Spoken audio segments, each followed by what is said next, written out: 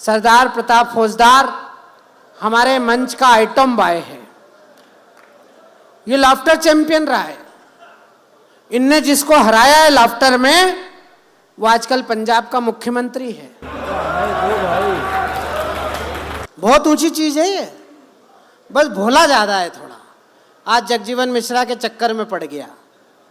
आते ही इसने जगजीवन मिश्रा से केवल एक प्रश्न किया भोलेपन में। बोले पंडित जी तुम लोग ये चोटी क्यों रखते हो? तो जगजीवन फ्री था, इसने कहा चलो मौका मिल गया, तो इसने तुरंत अपना ज्ञान दिया। बोले चोटी नहीं एंटीना है, इससे अखिल ब्रह्मांड से हमको विचार आते हैं। जैसे ही ये बात बोली तो सरदार गंभीर हो गया। बोले यार तुमको इतनी सी चोटी से इतने विचार आते हैं? तो मेरे सिर पे तो गुरुदेव ने पूरी व्यवस्था जमा के दी हुई है, फिर मुझे विचार क्यों नहीं आते हैं? तो पंडित जी ने कहा नहीं सरदार जी, विचार तो आपको भी आते हैं, लेकिन दाढ़ी के अर्थिंग से धरती में चले जाए। तब से ही सदमे में है। आज सुरेंद्र जी को एयरपोर्ट से लेके अभी तक परेशान कर रहा है।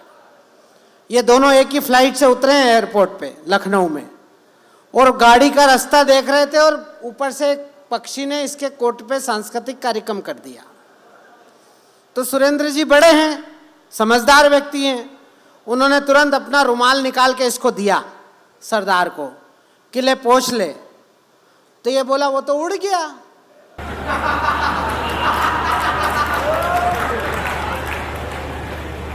तुम्हारे पोंछी नहीं है। एक प्रयास और करता हूं। आजकल रोज नई कविता लिख रहा है, टीवी पे जाता है, आपने देखा होगा नेताजी लपेटे में। इधर घटना घटी नहीं, इधर कविता तैयार। कई बार तो घटनाएं इंतजार करती है कि सरदार लिख दे तो मैं घटूं। अभी एक दिन रात में 1 बजे इसने मुझे फोन किया। बोले शशिकांत एक नई कविता लिखी है, तुझे सुनाना चाहता हूं। मैंने कहा सरदार जी इतनी बजे, 1 बजे? ये कविता लिखने का और कविता सुनाने का समय है? अरे बोले यार कोई है नहीं, तो मैंने सोचा तुझे ही सुना दूं। अब मैंने कहा बड़ा भाई है, सुनने के अलावा चारा भी क्या है? मैंने कहा सुनाओ। अब सरदार जी की कविता सुनना, 1 बजे रात में सुना रहा है मुझे। बोले खिड़की से झांक कर देखा तो सड़क पर कोई नहीं था। मैंने कहा सरदार जी कविता सुना रहे हो कि जी हॉरर शो दिखा रहे हो? अरे बोले अगली पंक्ति तो सुन। अगली पंक्ति मैंने सुनी, मुझे आज तक आनंद आ रहा है, आपको भी आनंद आ जाए तो आपकी तालियां उठाना। मैं आनंद के उस जादूगर को आपके बीच बुला रहा हूं। बोले खिड़की से झांक कर देखा तो सड़क पर कोई नहीं था, फिर सड़क पर जाकर देखा तो खिड़की पर कोई नहीं था। आपकी तालियां सही जगह बजी। अपनी कविता से, अपनी भाव भंगिमा से आपके हृदय की हिलोर को, आपके नयन की कोर को जो कवि आनंद से जोड़ सकता है, वो परमानंद तक की यात्रा कराने का कौशल रखते हैं। इतिहास के बड़े जानकार हैं। उनकी लिखी हुई किताबें पंजाब यूनिवर्सिटी में BA फर्स्ट ईयर और MA के कोर्स में पढ़ाई जाती हैं। एक ऐसा पढ़ा लिखा इंजीनियर जो बाद में सरदार हो गया, और सरदार होने के बाद कवि हो गया, और कवि होने के बाद फिर कुछ नहीं हो पाया। मैं चाहता हूं एक बार जोरदार तालियां बजाइए भाई सरदार प्रताप। अभी मतले में माइक सेट कर रहा हूं, वो फोटो ऐसा लगेगा कि माइक वाला है क्या।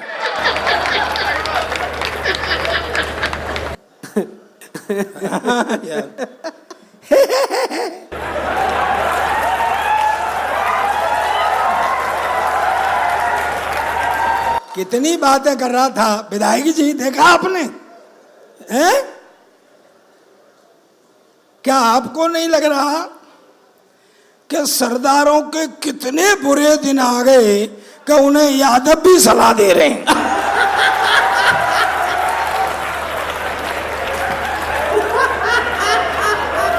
हद हो गई यार।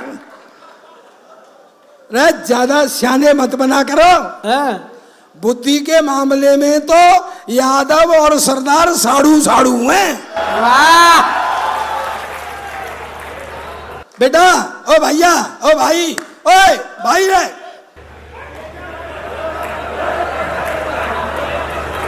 तैने क्या मेरी सुपारी ले रखी है? चल चल, कोई नहीं पी रहा, चल रहने दे, चल। ये सब प्रधानमंत्री के हाथ की बनी चाय पी रहे, तेरी क्या पियेंगे? अरे तू आ गया अब, वहीं दे दे। तुम क्या मेरे काउंटर में रख के सामान बेचोगे क्या? माँ सरस्वती को प्रणाम करता हूं। ले तू ले ले, पहले ले ले ले ले। अच्छा तू ईमानदारी से बता, कसम है तुझे, तू सरदार का फोटो पहली बार ले रहा है क्या? तो कभी यहां से, कभी यहां से, कभी पीछे से, कभी, अरे बावड़े, सरदार का फोटो किसी साइड से ले ले, एक जैसा ही आता है।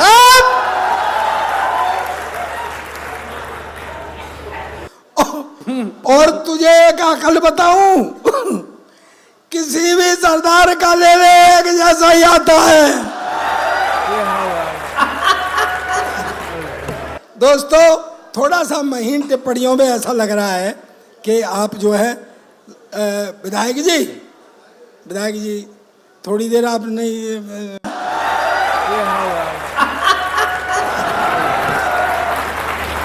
मेरे पास कम से कम नेताओं पर 300 चुटकुले हैं, नेताओं पर। हाँ, और मैं शुरू हो जाऊंगा, इसलिए आप बिल्कुल बैठे रहो चुपचाप। और मैं, और कुछ एमएलसी जी बैठे हुए हैं कि नहीं बैठे हुए हैं? गए? और एसपी साहब, मैं आपको प्रणाम करता हूं। आप एसपी, मैं आईजी। थोड़ी या सुन तो ले यार। आपने यूपीएससी क्रैक की होगी, फिर ट्रेनिंग की होगी, फिर आईपीएस लिया होगा, फिर एसपी बने होगे। मैं एक दिन में आईजी बन गया था, जिस दिन मेरी शादी हुई थी। मैं उस दिन से विधायक जी जब भी कहता हूं कब्बो, वो उधर से कहती है आई जी।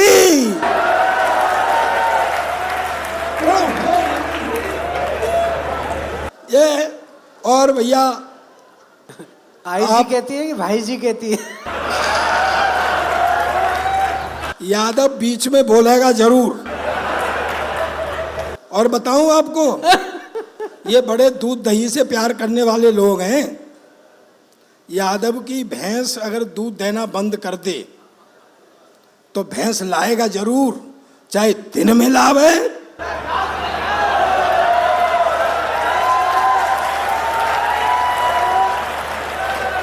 इसलिए तू चुप रहे, मैं खिसियाया हुआ हूं इस समय, मेरा टाइम निकल गया यार।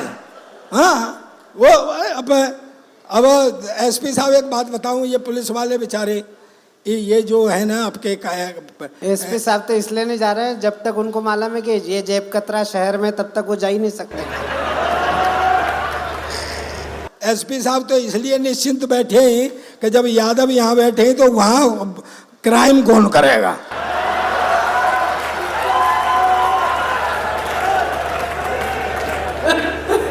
तू तक मुझे छेड़ा मत यार, तेरी कसम, मुझे अपना काम करने दे। एक अंग्रेज आया। अच्छा तू सही बता, कुछ फोटो वोटो यार, महीन टिप्पणियां हो रही हैं, महीन टिप्पणियों को आप उठा नहीं रहे। देखो मैं बहुत महीन टिप्पणी करता हूं, आपने अगर समझ ली मजा आ जाएगा। मैं बता रहा हूं आपको, बहुत दिनों बाद मैं नैमिषारण्य में आया हूं, ये एक तीर्थ है, मैं पहले भी आया था तो, और इतने गैप से आप बुलाओगे तो अगली बार तो मुश्किल ही है आना, है ना। तो हाँ विधायक जी, थोड़ा सा वो गीत गा रही थी फूल से लिपट गया मैं। वो तेरे लिए नहीं था, तेरे लिए। गीत वीत गाना तो भाई मेरे बस का रोग है नहीं, और वैसे भी सरदार गीत गा रहा हो तो ऐसा लगता है बिना लाइसेंस के ट्रक चला रहा है। भाई एक बार शुरू हो गया रुकता ही नहीं। अच्छा गीत वाले नापते भी बड़ी लंबी हैं। 100 साल पहले मुझे तुमसे प्यार था, आज भी कल भी, अपने बस का इतना लंबा रोग नहीं है। यहाँ तो घंटे 2 घंटे में निपटा जो कुछ भी है यार। क्या करें, ये पंक्तियां सुनिए, ये दिल से लिखी हैं। अच्छा तुम दिल से लिख रही हो, हम क्या फेफड़े से लिख रहे हैं क्या? वो कहाँ गया? वो गया वो कौन? वो प्यार मत करना। अबे तेरे बस की नहीं है तो दूसरों को क्यों रोक रहा है तू? ऐसे लोग उसका देखा तुमने? मैं कितना, अरे तेरे बस की इसलिए नहीं है कि पतले तार में ज्यादा करंट आ जाए तो ब्लास्ट हो जाता है। दूसरों को उपदेश दे रहा है? हाँ ये अच्छा, ये जब वो आए, मुझे पता है बेटा तुम कौन हो। तुम हो कि अपनी घर में फ्रेंड के मोबाइल में पैसे तुम डलवाते हो, बात वो किसी और से करती है। विधायक जी ये बड़े भोले हैं आजकल। मैं सही बता रहा हूँ, प्यार मोहब्बत तो हमारे जमाने में भी होती थी यार। हाँ क्या बात है, प्यार मोहब्बत हमारे जमाने में। अच्छा अब तो मोबाइल आ गए, टूं टांग बोल, वो भी कहीं अकेले में बैठी है, टुन वाओ, वो भी शुरू।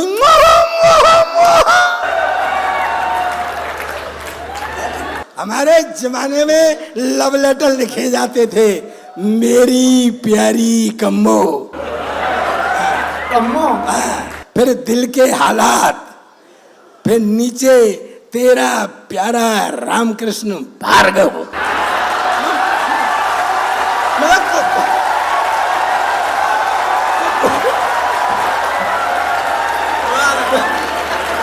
वो कोई भी हो सकता है,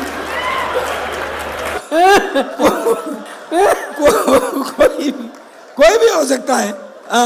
उसके घर फेंकने जाते थे। अब क्या है हमारे जमाने में तो, मैं सही कह रहा हूं, सही बताना भार्गव जी, हाँ करते रहना मेरी बात पे। नहीं मैंने अभी चिट्ठी डिस्पैच नहीं की है। एसपी साहब ताली बजाओ, नहीं मैं नाम बदल सकता हूं अभी भी। मस्ती का थोड़ा मूड में आ जाओ दोस्तों। हंसी से बड़ी चीज दुनिया में कोई नहीं है, मैं सच कह रहा हूं आपसे। और मैं हंसता हंसाता रहता हूं, मुझसे गम की बात नहीं होती। मैं हंसता हंसाता रहता हूं, मुझसे गम की बात नहीं होती। हाँ बात मजाक की करता हूं, पर हर बात मजाक नहीं होती। वाह। हमारे जमाने में शादी से पहले लड़की नहीं दिखाते थे। पहली बार अकल की बात करी सरदार तूने। तू फिर बीच में बोला। देख बेटा बीच वाले की हालत बहुत खराब होती है। नहीं मैं ट्रेन से आ रहा था। हाँ तो वो दो आदमियों में झगड़ा हो गया। एक बोला ऐसा मुक्का मारूंगा तेरे 32 दांत बाहर निकाल लूंगा। दूसरा बोला मैं ऐसा मारूंगा 64 निकाल लूंगा।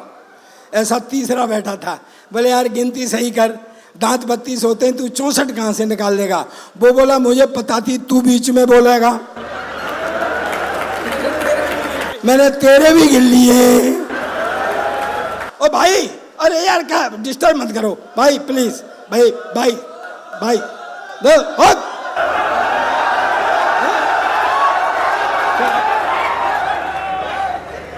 तो क्या है सर, ये देश अपना विचित्र है। मैं सही कह रहा हूँ, शादी से पहले लड़की नहीं दिखाते थे, अब तो शादी से ही पहले सब कुछ हो जाता है। बेचारी शादी रह जाती है करने के लिए। मेरे शादी वाले आए देख के चले जाए, आए हाय हाय। अच्छा एक पैकेज मिलता था, पैकेज। नए बच्चों तुमको पता नहीं होगा, तुम बड़े अच्छे वक्त पे जन्मे हो। हाँ एक पैकेज मिलता था, सुहाग रात को पता लगता था कि पैकेज में क्या निकला। हाँ मैंने घूंघट उठाया, हाय हाय हाय हाय हाय, हेडलाइट का एक बल्ब फ्यूज पर निभा रहा हूं। सर 2-3 दिन बाद मुझसे बोली चल मुझे मार्केट ले चल, शॉपिंग करा के ला। मैं आगे वो पीछे पीछे चलते हुए बोली क्यों जी, ये एक साइड का बाजार क्यों बंद है? मैंने कहा चिंता मत करें, जब लौट के आएंगे तो इधर का खुल जाएगा, इधर का बंद। सर एक दिन तो बड़े लाड़ में आ गई, मुझसे बोली सुनो जी, बोले सुनो जी, मैं कहा हाँ, मेरा और आपका 7 जन्म का साथ है, मैंने कहा 7 तो तू भले ही 8 जन्म का कर ले, पर अगली बार ये बल्ब बदलवा के आना। चौराहे पे कुत्ते ने दरोगा जी को काट लिया, चौराहे पे कुत्ते ने दरोगा जी को काट लिया, पागल न हो जाऊं दरोगा घबराया है। और मुट्ठी बांध दौड़ पड़ा, डॉक्टर के पास आया, डॉक्टर ने भी इंच लंबा इंजेक्शन लगाया है। डॉक्टर बोला दरोगा जी अब हो पीछे तक बात समझ में आया तो मस्ती लेना कि डॉक्टर बोला दरोगा जी ये सरासर बेईमानी, सब कुछ जान के भी तुम्हें काट खाया है। और बोले दरोगा जी यार वर्दी में नहीं था मैं, इसलिए कुत्ता भी पहचान नहीं पाया। सर ये देश विचित्र है। एक अंग्रेज आया मुझसे बोला सरदार जी तुम्हारा अच्छा किसी के मन में क्या है, विधायक जी किसी के मन में क्या है कुछ पता लगता है क्या? पड़ोसी का बच्चा रो रहा हो तो सर में दर्द होता है, और अपना बच्चा रो रहा हो तो दिल में दर्द होता है। अरे बाहर रुक जा बेटा, अपनी बीवी रो रही हो तो सर में दर्द होता है।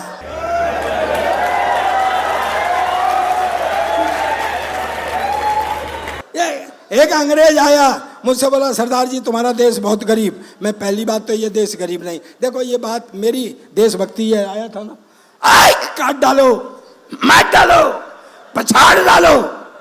भैया मैं नहीं कर सकता क्योंकि तेरे पास तो 2-3 जोड़ी फेफड़े हैं, मेरे पास तो एक जोड़ी है। अपनी तो देशभक्ति ऐसे होती है। एक अंग्रेज आया मुझसे बोला सरदार जी तुम्हारा देश बहुत गरीब। मैं पहली बात तो ये देश गरीब नहीं, और है तो साले तुमको क्या मतलब है? कहे सरदार जी तुम हिंदुस्तान की इतनी हिमायत करते हो, तुम हिंदुस्तान के बारे में क्या जानते हो? मैंने कहा मेरा देश है हिंदुस्तान, मेरा वतन है हिंदुस्तान, मैं नहीं जानूंगा तो तू जानेगा क्या? बोले बताओ तुम्हारा राष्ट्रीय पक्षी? मैंने कहा मोर। बोले राष्ट्रीय पशु? मैंने कहा शेर। बोले राष्ट्रीय झंडा? मैंने कहा तिरंगा। बोले हाँ तुम फंस गए ना, उसमें 3 रंग होते हैं, ऊपर सैफरन कलर केसरिया हिंदू का, सफ़ेद क्रिश्चियन का, हरा मुसलमान का।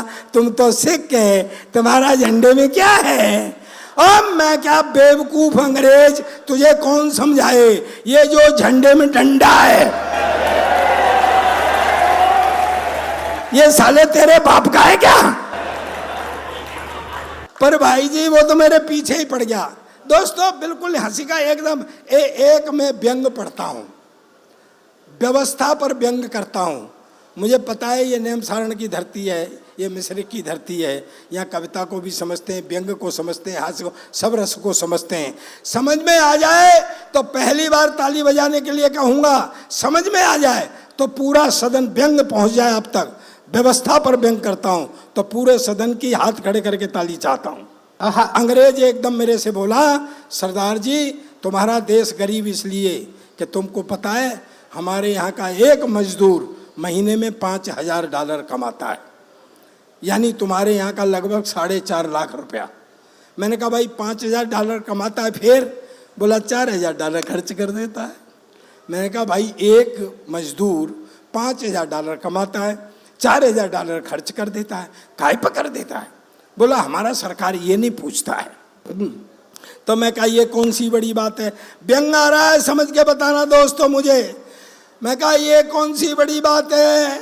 मेरे यहाँ का एक MLA MP 10,000 रुपये तनख्वाह पाता है और महीने में 1 करोड़ खर्च करता है।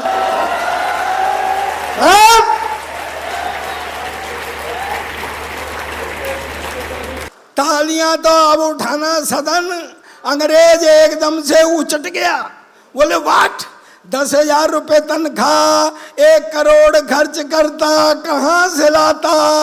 मैंने कहा हमारी भी सरकार नहीं पूछती है।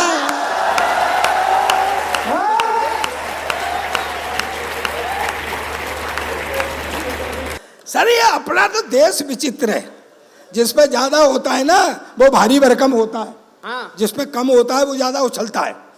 मैं बता रहा हूँ आपको, एक चीन है, चीन के पास एक वो बाउंड्री वॉल है, पूरी दुनिया में China ball China ball China. हमको कभी उछलते हुए देखा है? हमारे पास अग्रवाल, खंडेलवाल और सबसे कलेसीवाल केजरीवाल। ठंड पड़ रही हो तो ओसवाल, और ज्यादा ठंड हो तो जायसवाल। अपना तो देश ही विचित्र है? ये आई वह फूल से लिपट गया। कभी सोचा है आपने? देखो ये इनके कारनामे बताता हूं मैं गीत वालों के। यानी तितली फूल से लिपट रही है, भौरा कली से लिपट रहा है।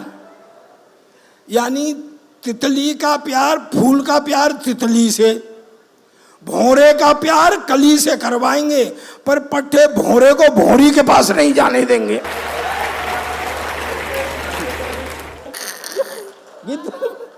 देखा है? ये अपना देश विचित्र है। वो अंग्रेज छूट गया यार मेरे हाथ से। अंग्रेज बोला ये हिंदुस्तान घूमेंगे, बोले घुमा देंगे। दोस्तों ठंडे मत पड़ो, व्यवस्था बिगड़ने लगती है तब सरदार को सौंपी जाती है।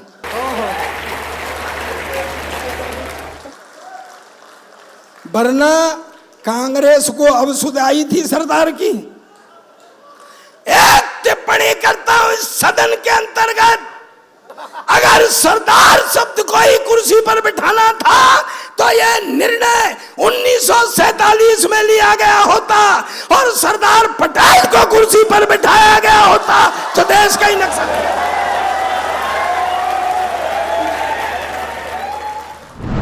आप सभी सुधी श्रोताओं की उपस्थिति को नमन करता हूं। बहुत अच्छा संचालन कर रहे हैं शशिकांत भैया जी। अभी जगदीश जी देश की बात कर रहे थे, मगर दिक्कत ये है साहब कि हम देश के बारे में तभी सोच पाएंगे जब केश के बारे में सोचना बंद करेंगे।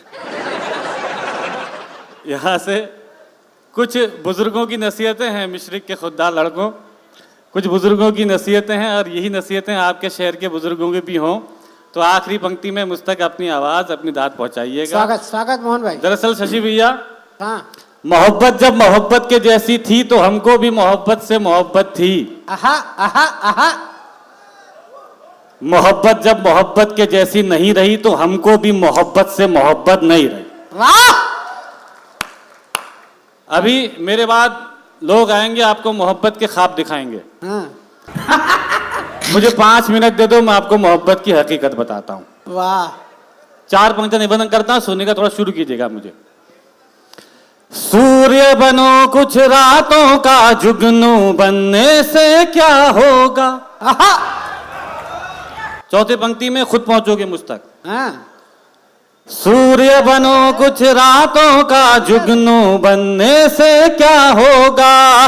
भंवरे बनिए फूलों की, खुशबू बनने से क्या होगा। भंवरे बनिए फूलों की, खुशबू बनने से क्या होगा। प्यार करो धरती से और आजाद भगत सुखदेव बनो।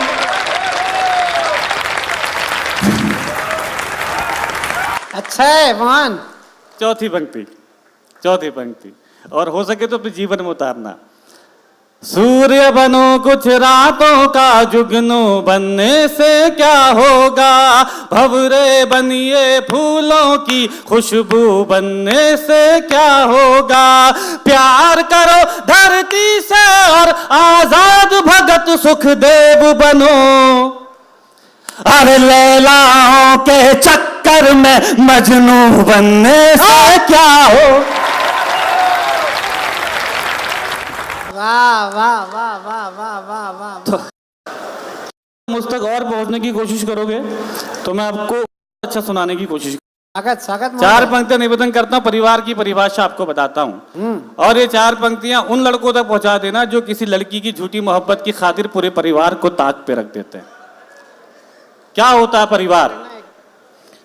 बाबूजी से अच्छा कोई यार नहीं हो सकता है। भाई बहन से बेहतर रिश्तेदार नहीं हो सकता है।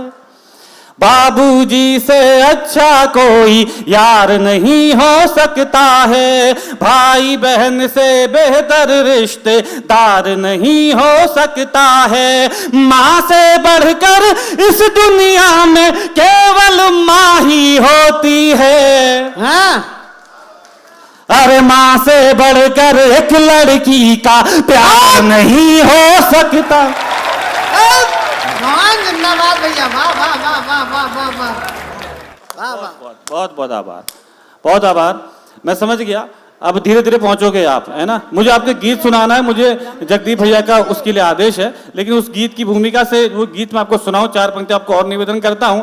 ये 4 पंक्तियां मैं मोहन सिंह बिष्ट उर्फ मोहन मुंतजिर, श्री अजय सिंह बिष्ट उर्फ योगी आदित्यनाथ जी की तरफ से आपको पहुंचाना चाहता हूं। ये 4 पंक्तियां मेरा और उनका गांव एकदम आसपास में है। हाँ। जब योगी जी नए नए जवान हुए तो देशभक्ति में उलझ गए। मैं जब नया नया जवान हुआ तो किसी की जो जुल्फों की पेचोखम में उलझ गया। मोहब्बत नहीं करते तो क्या होते। हाँ 4 पंक्तियां। हाँ अरे राजा होते पढ़ते लिखते, कुछ पढ़ लिख कर बन जाते, वाह। यार मोहब्बत ना करते हम आज कलेक्टर बन जाते। वाह। राजा होते पढ़ते लिखते, कुछ पढ़ लिख कर बन जाते, यार मोहब्बत ना करते हम आज कलेक्टर बन जाते। तेरे आगे घुटनों पर बैठे रहने से अच्छा था, अरे भक्ति सियापति राम की करते चीफ मिनिस्टर बन जा।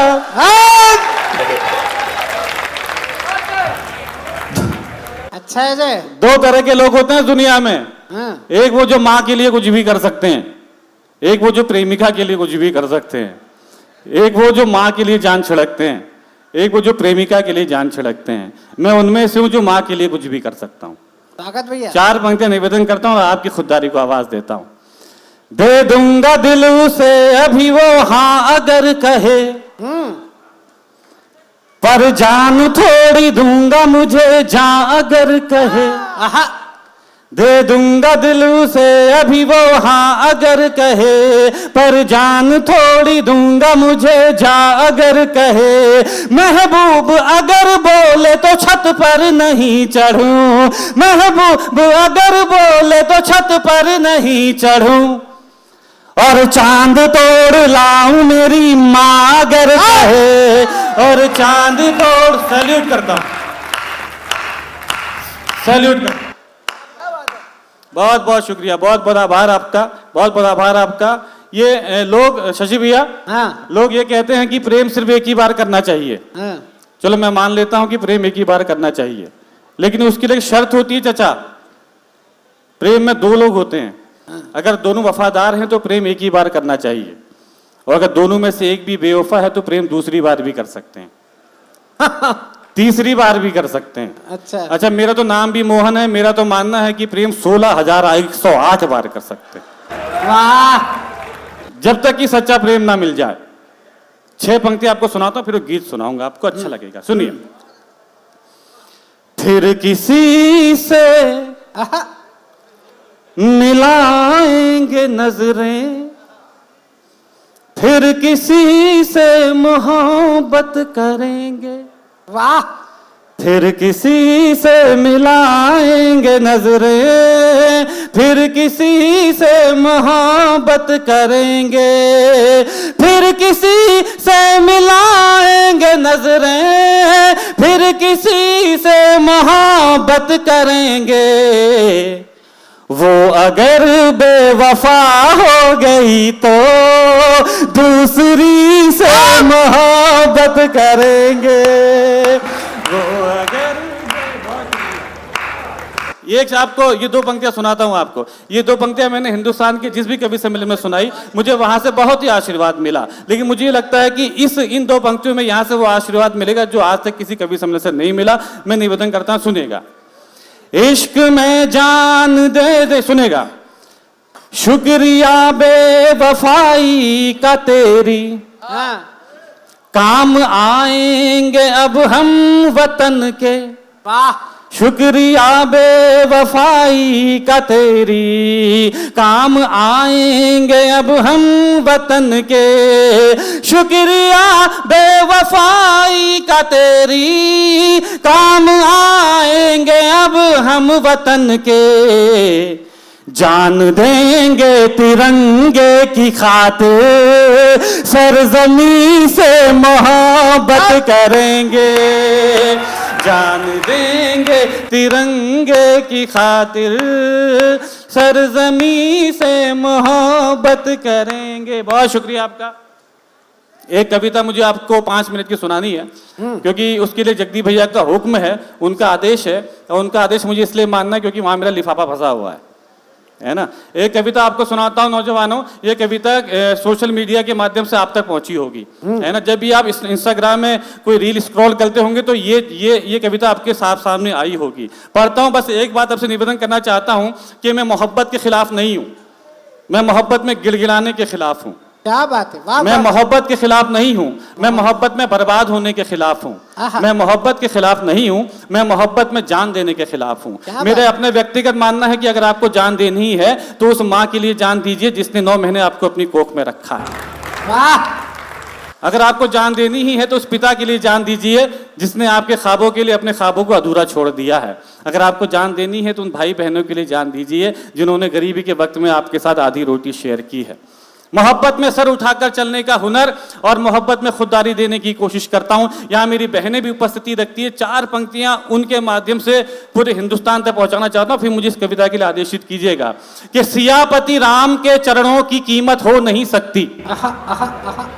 सियापति राम के चरणों की कीमत हो नहीं सकती, सनातन धर्म से बढ़कर के दौलत हो नहीं सकती। क्या बात है। सियापति राम के चरणों की कीमत हो नहीं सकती, सनातन धर्म से बढ़कर के दौलत हो नहीं सकती। करीनाओं करीनाओं सुनो तुम सैफ की बातों में मत आना, करीनाओं सुनो तुम सैफ की बातों में मत आना कि अपने धर्म से बढ़कर मोहब्बत हो नहीं सकती। वाह।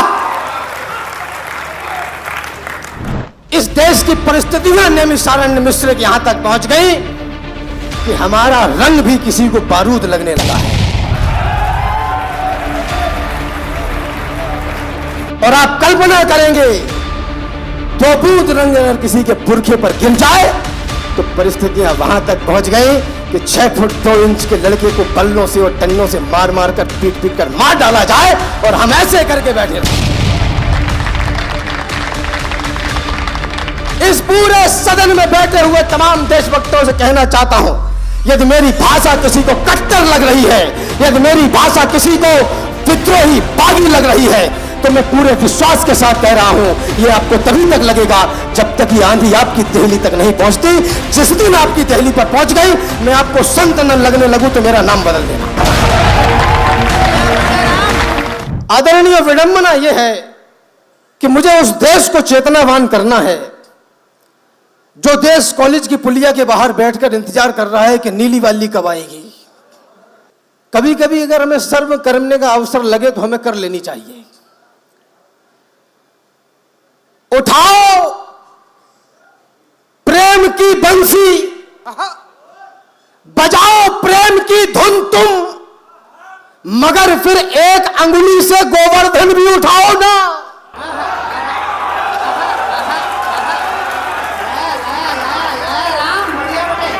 उठाओ प्रेम की बंसी। मैं तो चाहता हूं कि कोई योगेश्वर भगवान कृष्ण के पद चिन्हों पर चले।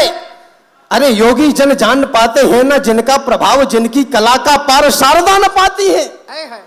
नारी जाति ब्रह्मवादियों ने भी न पाया तत्व, नित्य नित्य रीतियां भी कह हार जाती हैं। शंकर समाधि में ढूंढते हैं जिनको, श्रुतियां भी नेत नेत कह हार जाती हैं। वह नाना रूप धारी कृष्ण मोहन मुरारी, उस विश्व के मदारी को गोपियां नचाती। तुम्हारा 3 दिन फोन नहीं उठाए तो दूसरी सेट करते हो। उठाओ प्रेम की बंसी, बजाओ प्रेम की धुन तुम, मगर फिर एक अंगुली से गोवर्धन भी उठाओ ना। रिझाओ गोपियां तुम भी चलो भगवान के पथ पर, मगर फिर एक अंगुली से सुदर्शन भी उठाओ ना। तुम्हें वे कृष्ण भाए जो चुराते हैं दही माखन, हाँ, हमारा कृष्ण वह है जो द्रौपदी को चीर देता है, तुम्हारा कृष्ण वह है जो बजाता है मुरलिया को, हमारा कृष्ण वह जो दुश्मनों को चीर देता है।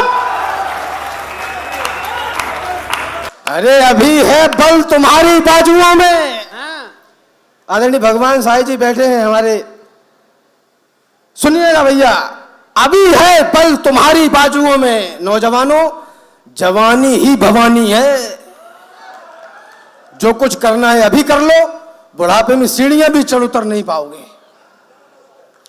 अभी है बल तुम्हारी बाजुओं में, अभी इतिहास गढ़ने का समय है, अभी है बल तुम्हारी बाजुओं में, अभी इतिहास गढ़ने का समय है, अभी से संघर्ष पथ को छोड़ना मत, अभी तो युद्ध लड़ने का समय है, अभी मौसम बदलने हैं तुम्ही को आंधियों से जूझना है, निरंतर कोशिशें करते रहो, बस यही संवेदना है, चेतना है, यही दिन प्यार के झनकार के हैं, मगर टंकार के दिन भी यही है, यही दिन है खनकती चूड़ियों के, मगर तलवार के दिन भी यही है।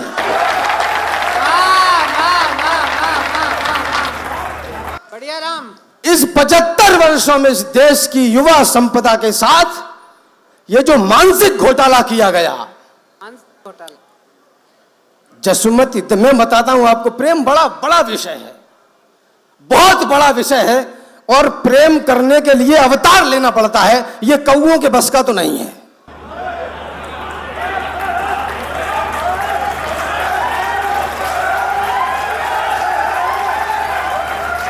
प्रेम बहुत बड़ा विषय है आदरणीयों, वो योगेश्वर है।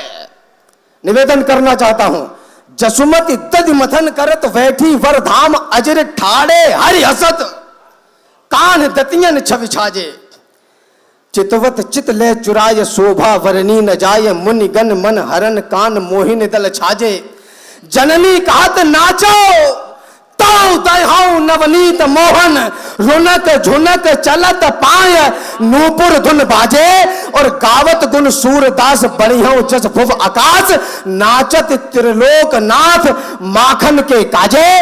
प्रेम विश्व की वह बड़ी शक्ति है जो एक कटोरी माखन पर नाचने के लिए जगत के नियंता को विवश करे, वह प्रेम है जो ये कहे कि तुम किसी होटल के कमरे में चल के अपने कपड़े उतार दो, वो प्रेम नहीं है।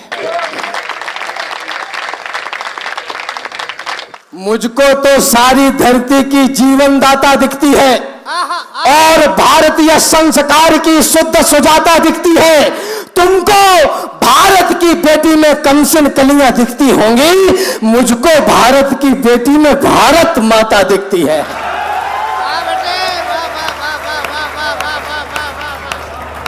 मुझको भारत की बेटी में, अरे सभ्यता सुरक्षित है जिनसे जिनसे परिवार पनपते हैं, जिनसे ये सृष्टि चराचर है, जिनसे घर द्वार पनपते हैं, जिनसे जिंदा है संस्कार संस्कृति हमारी जिंदा है, जिनके दम से यह देश मेरा अब तक आजाद परिंदा है, जिनके दामन के लिए देव लालायित होने लगते हैं, जिनके दामन में स्वयं ब्रह्म शिशु बनकर रोने लगते हैं, ये प्रेम निभाती है तो फिर राधा माई बन जाती है, ये भजन गान करती है तो मीरा बाई बन जाती है, ये शस्त्र उठाती है तो जग में काले घन गिर जाते हैं, कालिका तभी रुकती जब शंकर चरणों में गिर जाते हैं।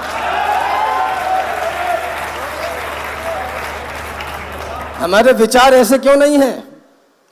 हमने इस देश की आधी संपदा को, इस देश की मातृ शक्ति को, वो मातृ शक्ति जो अपने बच्चों को सिखाया करती थी कि तुम रणभूमि में बलिदान होगे तो मेरा गौरव बढ़ेगा,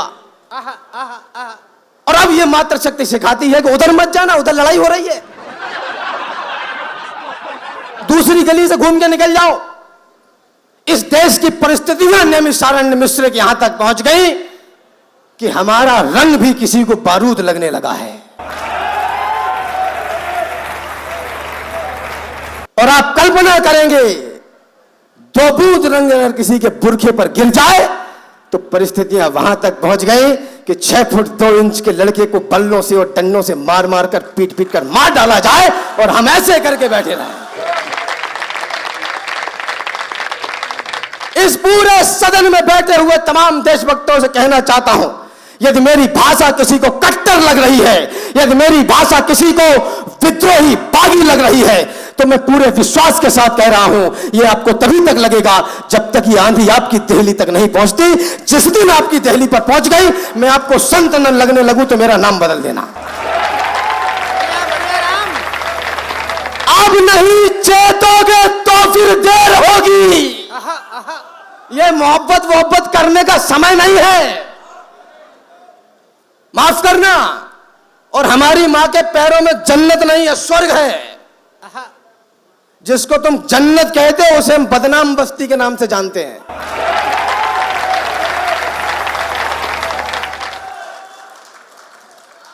अब नहीं चेतोगे तो फिर देर होगी। भाग्य रूठेगा व रूठेगी भवानी, रूठ जाएगा अमर पौरुष तुम्हारा, फिर कहो किस काम आएगी जवानी। संघर्ष को जीना भी आता है तुम्हें क्या, या यूं ही नचाने में लगे हो। क्या कभी दिल में धड़कते भी है राणा, या महज टैटू बनाने में लगे हो। न जाने क्या हुआ जो धार के अनुकूल बन बैठे, बढ़िया बेटे। जवानी के दिनों की भूल बन बैठे। न जाने क्या हुआ जो धार के अनुकूल बन बैठे, जवानी के दिनों में जवानी की भूल बन बैठे। तुम्हारा दिल, तुम्हारा मन, तुम ही जानो, तुम ही समझो। तुम्हें तलवार बनना था मगर तुम फूल बन बैठे। भगवान राम, माता जानकी और भैया लक्ष्मण वनगमन कर गए। मैं अपने सिलेबस से आउट ऑफ सिलेबस बात कर रहा हूं, तीर्थ क्षेत्र में विद्वानों के बीच में बात कर रहा हूं। आपकी चेतना मांगता हूं। आपकी तालियां बजें न बजें कोई फर्क नहीं पड़ता। बस बात इतनी है, अगर इस सदन में एक व्यक्ति एक सेकंड के लिए भी मैं देशभक्त बना पाया तो मेरा आना सफल हो गया। निवेदन करना चाहता हूं। भगवान राम, माता जानकी, भैया लक्ष्मण वनगमन कर गए। भरत जी पीछे पीछे गए। विधायक जी, आप सुनना, आपका ध्यान चाहता हूं। पत्रकार, प्रशासन के लोग और पुलिस के लोग, ये सब लोग सुने जो इस शहर को, इस नगर को चला रहे हैं। भरत जी पीछे पीछे गए और बोले कि भगवान, पिताजी नहीं रहे हैं, चलिए राजपाट संभालिए। राम जी ने भरत जी को खड़ाऊ दे दी। भरत जी ने खड़ाऊ लाके सिंहासन पर रख दी। अयोध्या के बाहर नंदीग्राम में रहकर 14 वर्ष तक अयोध्या का राजपाट चलाया। गोस्वामी तुलसीदास जी लिखते हैं कि अयोध्या में 14 वर्षों तक किसी को किसी प्रकार की कोई समस्या नहीं हुई। मुझे नहीं पता इस बात का दर्शन क्या है, मैं नहीं जानना चाहता कि इस बात की फिलॉसफी क्या है, लेकिन मुझे लगता है 14 वर्षों तक अयोध्या में किसी को समस्या इसलिए भी नहीं हुई होगी क्योंकि सिंहासन पर जूता रखा था।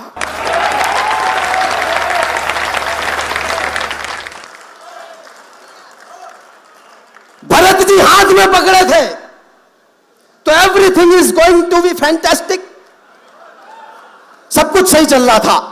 और जैसे ही हमारे प्रभु ने आके पांव में पहना तो पीछे से खड़ा होकर बोला कि तुम्हारी लुगाई दूसरे के यहां रह के आई है। तो आदरणीय विधायक जी, एसएचओ साहब, एसपी साहब, सीओ साहब, जो लोग भी हैं, इस शहर को चलाने वाले पत्रकारों, आपसे भी कहना चाहता हूं, ऐसे अवसर आएंगे तब पैर में मत पहने रहना, हाथ में पकड़ लेना और कोशिश करना कि दोनों हाथों में पकड़ लो। बहुत अच्छे बेटे। अब मैंने लीपा पोती करना बंद कर दिया है। अम्मा मीठी तत्ता मीठी सलगे को जाए। अब मैं या तो लीपा लीपा या फिर पोती पोती। जिनको मौत सताती होगी अजर अमर कर डालेंगे। राम लला जिस दिन हिंदू में अपना तेवर डालेंगे और गजवाए हिंद का सपना जो पाले बैठे हैं वे सुन ले, गजवाए हिंद से पहले हम भगवाए हिंद कर डालेंगे।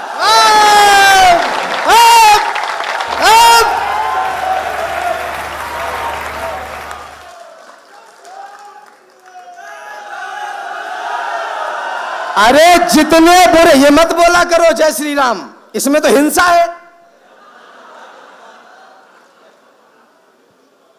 75 वर्षों के बाद जब ये देश मुखर हुआ, और मुखरता का परिणाम ये, मात्र 10 वर्ष हुए हमको जय श्री राम बोलते हुए, और उस मुखरता का परिणाम ये मिश्रित कि जो बॉलीवुड पहले गाया करता था, कुंदी मत खड़काओ राजा, सीधा अंदर आओ राजा, वो बॉलीवुड गाता है राम आएंगे तो अंगना सजाऊंगी।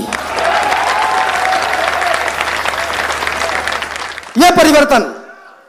और आप आश्चर्य करेंगे, जब 75 वर्षों के बाद हम मुखर हुए और हमने जय श्री राम कहा, तो हमारे ही बीच के कौवे बोले कि इस नारे में हिंसा है, यह नारा प्रतिहिंसात्मक है। अगर कोई 200-400 का कुर्ता पाजामा पहन के माइक पे खड़ा होकर कुछ बोले, तो सोचा करो, फिर मुंडी हिलाया करो। ये कहा गया कि हिंसा है जय जय श्री राम के नारे में, ये नारा नहीं लगा सकते तुम भारत के गलियारे में। ये विद्वानों ने कहा कि जो भी इस नारे को गाएगा वह शांत प्रिय इस भारत में हिंसक ही माना जाएगा। हम हिंसक हैं तो बने रहे, हम राम बिना किस काम के हैं। हम हिंसक हैं या प्रतिहिंसक जैसे हैं अपने राम के हैं। वाह, कोई एक्सक्यूज नहीं कि नहीं भाई साहब ऐसा नहीं था वैसा था। तू जैसा बोल रहा है वैसा ही था।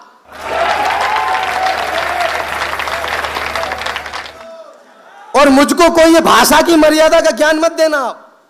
ये सब तब बचेगा जब ये देश बचेगा, वरना अभी ऐसे किसी हवाई जहाज में वो पहिया नहीं बना जिस पे लटक के तुम अफगानिस्तान चले जाओ।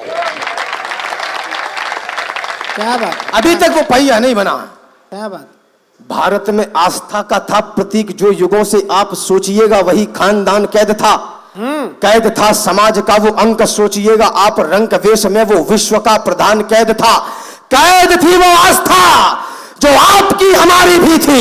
आस्था के संग संग में गुमान कैद था, और रामलला केवल हमारे कैद में नहीं थे, 100 करोड़ हिंदुओं का स्वाभिमान कैद था। तो आपने बचाया लोकतंत्र का महान मंत्र, पापियों के पंख वाले अंक को मिटा दिया। रावणों की फौज का किया है सर्वनाश, आश राम भक्त की जगी तो लंक को मिटा दिया। आपने बचा लिया है लाल लालिमा का, और कालिमा के काले से मयंक को मिटा दिया। आपने बचा के राम जन्मभूमि का गुमान, देश पे लगे हुए कलंक को मिटा दिया।